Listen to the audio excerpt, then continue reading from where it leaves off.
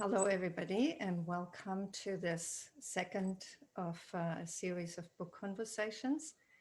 And this conversation is with Eli Jaxon-Bear, and it's on his book, An Outlaw Makes It Home, The Awakening of a Spiritual Revolutionary. So welcome, Eli. Thank you for being here. Well, thank you for having me. It's fun. Yeah, I'm very happy to speak to you that way. I just want to come clear on our previous relationship, which is that my teacher is Gangaji, so I'm familiar with Eli and have spoken to him quite a few times during retreats in satsang, and so this is a very different context, but lovely. I was very happy to speak to you when I was contacted about that. So just to say something about Eli. Let me spotlight his video. So Eli is, according to this biography in the book, which I find interesting, is the author of Wake Up and Raw, Sudden Awakening, and From Fixation to Freedom. He has worked as a mail boy, dishwasher, steel worker, teacher, and organic farmer. He was a community organizer with Vista in Chicago and Detroit, and was in a doctoral program at the Graduate School of International Studies in Denver, Colorado. He's been living with his partner and wife, Gangaji, since 1976. They currently reside in Ashland, Oregon. Eli meets people and teaches through the Lila Foundation, lila.org. So Eli, that's my first question to you, really. In this biography, what's highlighted is really your early life, leading up to you meeting your teacher, Papaji in India, and the first 45 years. Sorry? The first 45 years. Yes. So I'm imagining that most people who are listening to this interview are actually more interested in the years after awakening. But having said that, you know what the book is it's a real page turner. It's described as such, and it really is. And you have a life that's so full. It could be 3 lives or 10 lives of other people. You know, I mean, you manage to really pack things in there. And it's a story of searching. It's a story of the various things that you did, that you tried, the various ways in which you looked to find freedom, to make sense of what it is you're doing in this life, and later on the various ways you searched spiritually. So what made you write this memoir? What made you feel like, it said somewhere in the publicity that is written as a teaching story. So I guess not everybody knows probably what you mean, what is meant by that. So maybe you could... A teaching story is something that... telling us. Sorry? A teaching story. Yeah, maybe you could start by telling us why you actually wrote this book. What motivated you? You know, what was the importance of talking about your early life? It came out. Okay. It poured out of me. Mm-hmm. Actually, I was teaching in Amsterdam at the time, and I would write it between sessions. I'd get up early in the morning and write. I'd write into the night, and it just poured out. Just effortlessly. Except not effortlessly in the sense that it took all my time. And then I would break up to go to meetings and come back. So it just happened. Mm-hmm. And what a teaching story is, it means it has universal implications for everybody. That means the tests that I faced are the same tests that you have to face. Circumstances will be different, but the tests are the same. Mm-hmm. And how you meet them, how you face them, determines your life course.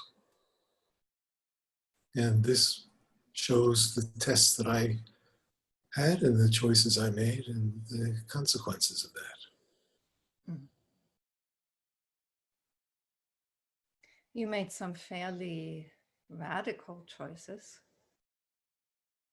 You know, I mean, you definitely lived to the fullest in every which way. Do you feel that's necessary? It's necessary to give yourself 100% to whatever it is. Most people never give 100% to anything. Mm. They give some to this and some to that, and they keep something in safety and some secret and some in reserve. People sell out so many different ways that by the time something important happens, they don't have enough integrity of themselves to stand up for what they know is right. Mm-hmm. I was very lucky in that I didn't want to have a happy life. I didn't think it would be possible for me to have a happy life because I had an unhappy childhood. Even though we had everything, my parents loved me, we had money, we had a good life, we took vacations, but it was empty. Mm-hmm. And everyone that I saw was living a lie, pretending they were having a happy life. And I didn't want it. And so I was willing to turn away from that. And then I could give my life to something more important than my own personal happiness. So eventually everyone has to face that. What are you serving? Who do you serve? Mm. You know, Eli, I share the political activism and outlook with you. I mean, I did it differently. I taught political philosophy as a feminist and as a Marxist. And that was my life at the time. And I thought I could change the world. And so did you in, you know, political ways and being in the South during the time of the civil rights movement and being a social activist in Detroit and Chicago and, you know, trying to change minds by, you know, changing people's mindsets through turning them on to dope. And, you know, what is interesting and what I find so humbling is that we come to see, you know, we come to the end of that and we realize, no, that's not it. You know, it doesn't deliver what we somehow hoped it would. And so we're on to the next thing, and that doesn't do it either. And, you know, many people will try it in different ways. Maybe they try being successful in their jobs or their careers or their family life or in terms of their friendship or, you know, whatever it is. But there's a kind of humbling that happens, you know, when it happens repeatedly. It's like repeatedly you get to the limits, you face the fact that this hasn't delivered either. And in my mind, that's the real motivation to start looking for what's true. Would you agree with that? I don't understand how humbling could be the real motivation to stop looking for what's true. I would say never stop looking for what's true and always be humble. I'm not saying you know, the humbling doesn't continue all the way, but my sense is that what's what was looked for on the outside eventually has to be looked for inside. You know, it has to become a spiritual search if people are really truthful with those experiences of really just coming to the limit of something. That's right. That was my experience. Yeah. I knew we couldn't win the war with guns. I couldn't stop the Americans from getting by shooting at them. I had to do something else. It was guns and money. They had all the guns and money. I had none. So what could I do? And then it turned inward and it became a spiritual search. Mm-hmm. But first I'd be willing to die for it. When I was willing to die for it, then this profound awakening happened. And that's what started my spiritual search. Not that okay, now this didn't work, I'm going to try something else. It wasn't like that at all. I was faced with my own death. I was faced with being shot in my cabin. I was faced with, death. And so I thought, well, if I'm going to die, I might as well make good use of it and use it to call for help. Mm-hmm. And so I did. I experienced my death. I experienced an awakening as I called for help. And that was the spiritual search. Actually, that was the end of the spiritual search, but it took me to start over for 18 years, looking for someone else who could pass it on to me. Mm. So it was never really a conscious choice. It's really just the immediacy of the moment. Yeah.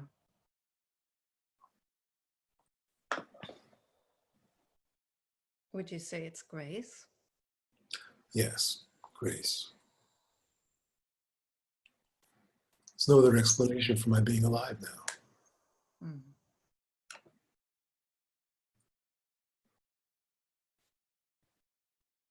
So, Eli, this book poured out of you.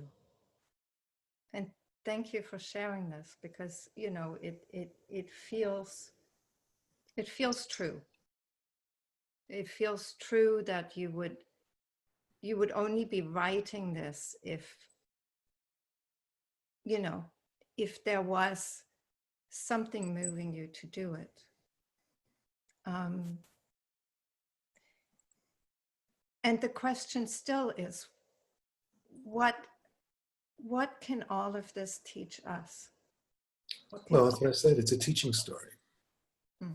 And so it's, in writing it, I realized it actually follows the pattern of the hero pattern that Joseph Campbell laid out so beautifully, one of my teachers. And this is somebody who failed. I was a failure. When you talk about humbling, everything I did was a failure. None of it worked. We did bring the Civil Rights Act to Congress. We did bring a Voting Rights Act based on our marching in Alabama, but nothing fundamentally changed. And so incrementally it changed. Certainly African Americans have more power to vote now than they did before that, but nothing fundamentally changed. And so finally, faced with failure after failure, you have to surrender. And in surrendering, something else takes over.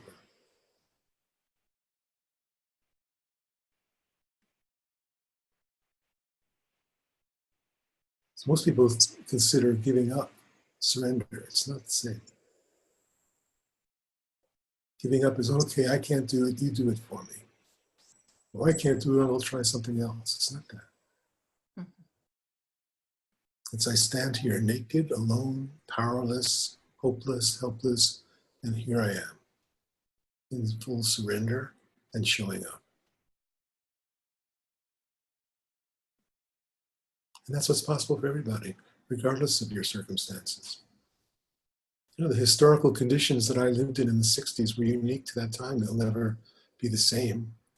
No one has the same life experience as anyone else. We each have our own unique set of circumstances. But the tests are all the same. What are you living for? What are you willing to die for? What's drives your life? What's most important? When it all comes down to it, where do you give yourself? And are you willing to give yourself 100% to your own heart's desire? It's all the same test for everybody. Yeah, that's true.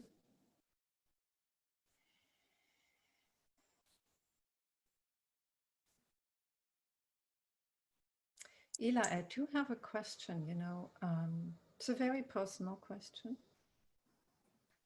After many years of a very inner life, I've ended up in the south of Montreal in Canada, just north of the border to the US. And I'm not far from Roxham Road, where refugees cross into Canada from the US. And I found myself getting involved in a group called Bridges Not Borders, who is supporting people to come over in whatever ways we can. And also raising awareness about the issue of refugees. And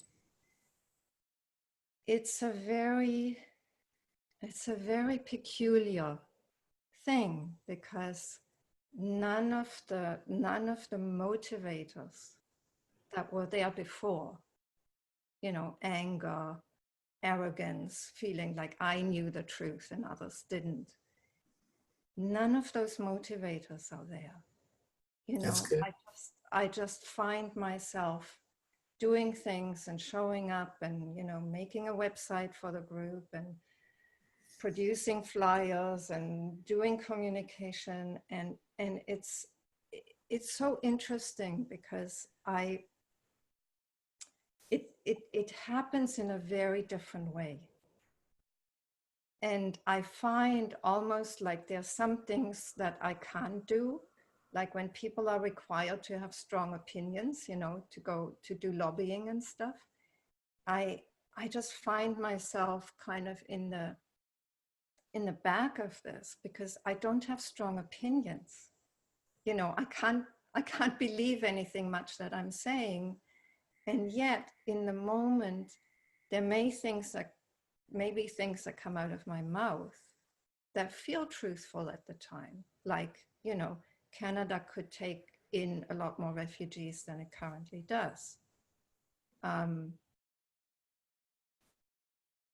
But it's like, where others in the group have quite strong opinions, I just find myself having opinions in the moment. Does that make sense? Opinions are meaningless. Since one of the great Zen classics says, just drop your opinions for or against anything, and your mind won't be disturbed. Eli, I guess I totally get that. And I guess what I'm saying is... So you do what's in your heart, and your heart is taking you to Yes. serve people. So it's beautiful. Yeah. So you serve in the way that you serve. It's beautiful. What's the problem? Not having opinions is a good idea. It's good. Yes. Yes. It's just, I just sometimes look at how things happen now and how they used to happen, how I used to believe what I believed. Right. And it's so different. And in some ways, it doesn't fit the political paradigm anymore. And yet, here I am doing this. And it's, it's just... It's the new paradigm. It's the new paradigm. Yeah. No opinions, and you serve love. And how love shows up. Helping people cross the border, beautiful. Whatever it is. It'll be in service of kindness. Yes, it is. It has to be. Otherwise, I can't do it. Yes, beautiful. Yeah. All opinions are obscurations, projections of mind. good ones and bad ones, right ones and wrong ones. Yep. I agree. I've seen that plenty of times. Yeah. So Eli, let's come back to your book. You know, one of the themes that runs through it is that you thought of yourself as a coward. And there were moments when you were afraid and you copped out. And I found that, to be honest with you, I found that harsh, because my sense is that, you know, all human beings, that there are moments when we're just too afraid. And well, you know, I was 3 years old when I made this assessment. mm-hmm. I didn't have a lot of context. I didn't have a lot of life experience. I just knew what I knew, you know. I never reflected on it. It wasn't like I was a conscious reflecting being at 3 years old, you know. I just saw I was a coward. I ran away. And so I never questioned that. Mm-hmm. And I was afraid. I mean, it was like, you know, when I jumped the policeman, I wasn't like I had no fear, you know, it just didn't matter. Mm-hmm. But so, I mean, isn't that grace too? There are moments when there's no so much. It's all grace. moments when there's fear. Sure, it's all grace. Because in that same moment where I saw that I was a coward, I also saw a moment of stillness and timelessness that when I was 3 years old, it became the whole focus of my life. Mm. Out of a horror of hurting someone. Mm.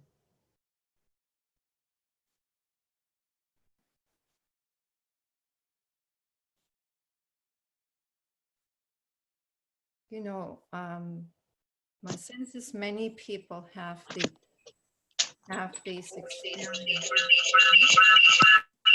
Okay. Sharon.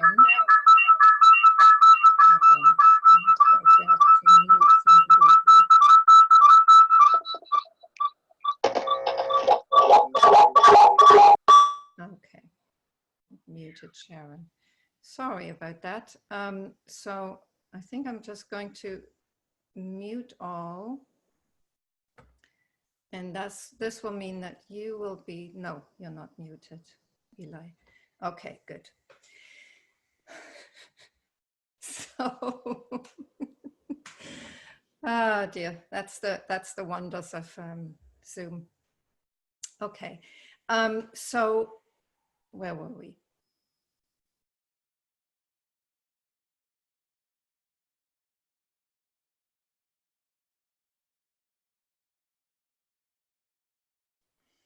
I'm sorry, I lost my train of thought. Beautiful. So maybe let's open it up to some questions. And yeah, we can do that.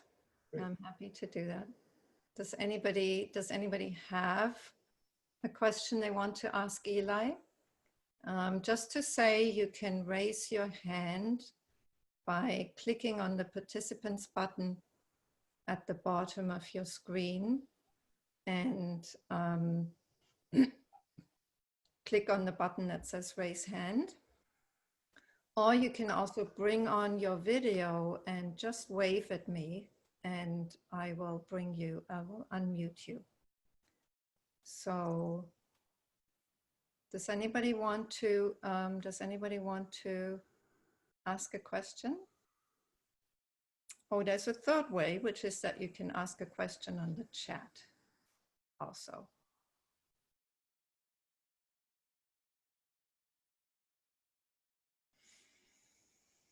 all right. I guess it's all clear. No question. Beautiful. That's good. So, Eli, maybe you could tell us a little bit about the book, you know, from the time when you, no, you don't want to. You know, I'm not, you know, it's like I think we had our connection. We opened it for questions. Mm-hmm. I don't want to just, kill time or tell stories. It's like the essential has already been spoken. Talking about the book, it's like opinions. Mm-hmm. You know what I mean? I do. Good. So, is there anything that you want to talk about if you don't want to talk about the book? I generally don't talk about much. But what I will say is that it's possible to have a silent mind. It's possible to give yourself 100%. And if you have a silent mind and you give yourself 100%, nothing can stop you. It's all grace. Everything will be revealed. Eli, you're breaking up. Oh. Can you speak a bit more loudly? If I'm breaking up, it's not volume. So what I'd say is it's possible to be free. It's possible to have a life of fulfillment. It's possible to have a quiet mind and an open heart. You give yourself 100%. That's it. Thank you. Thank you, Grace. You're welcome. You're welcome, Eli. Let me give a last chance to people who are on the meeting to see whether anybody is wanting to ask a question. Now is your last chance. Okay. Cheers. Okay. Thank you, Eli. Thank you. Keep up your good work. I will. I am. Good. Bye. Bye, Eli.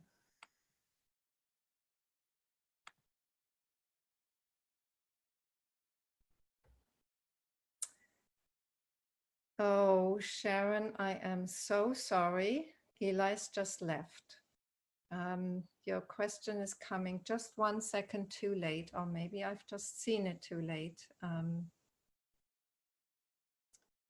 What would you say to someone experiencing terror and fear of losing everything?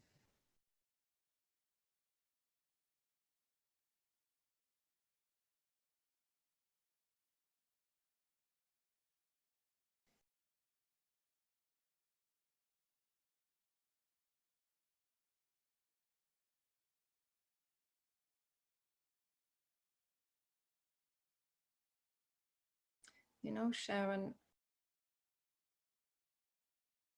I don't know what Eli's answer would be, but I would say it's an opportunity to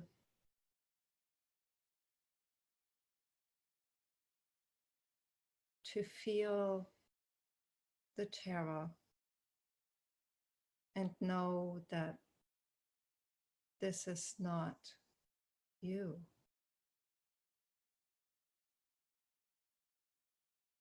It doesn't define you. And,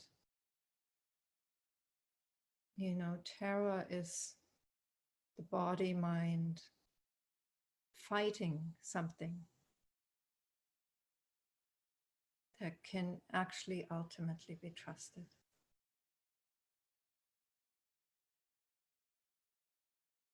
Because that's how life is unfolding. And it doesn't mean you can't do what feels like you need to do in terms of protecting yourself or in terms of making the choices you need to make.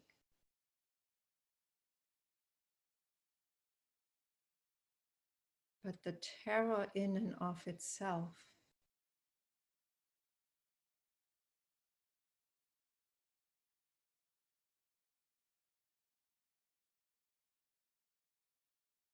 is like a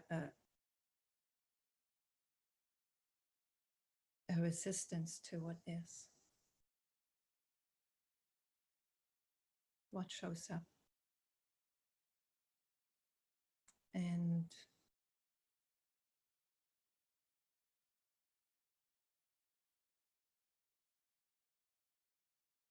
who are you in this? You know, who is feeling the terror?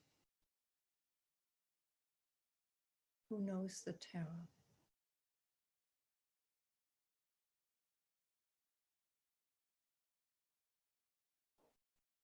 And you could become curious about that.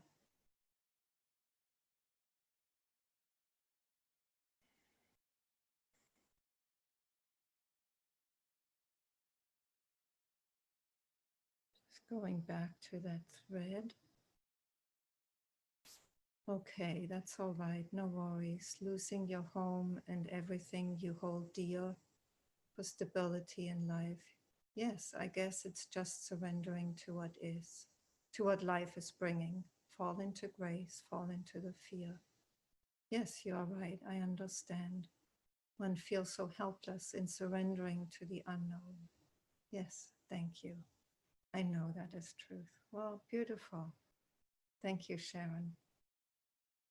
And you know, fear can come over and over. Terror can come over and over. If you read Eli's book or any book, you know, you will find that people face terror in different ways. Sometimes they fall for it and sometimes they don't. But if you're here on this book conversation, it means that you know that you are not the terror. You know that emotions aren't what define you.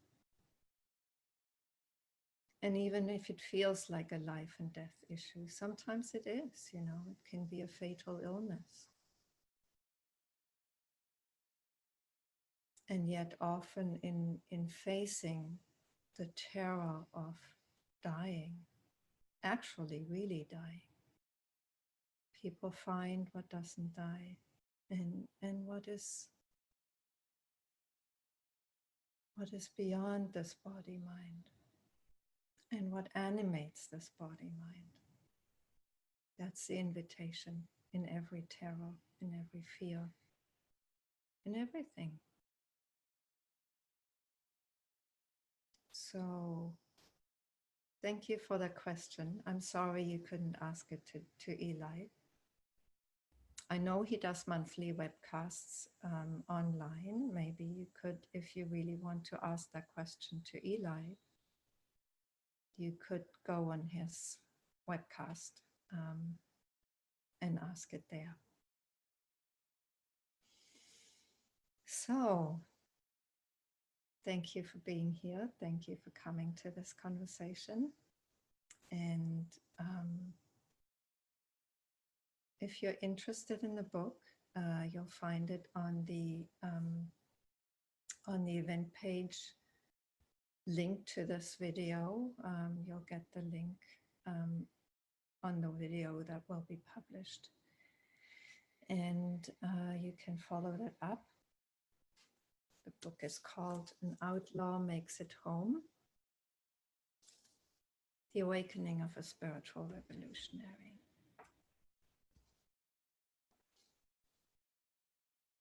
I wish you well, and thank you again, and see you soon. If you want to find out about other events, online events that I organize, you're welcome to go on www.living-from-love.com, and you can see on the homepage what's planned in the future. I'll see you again soon. Bye-bye.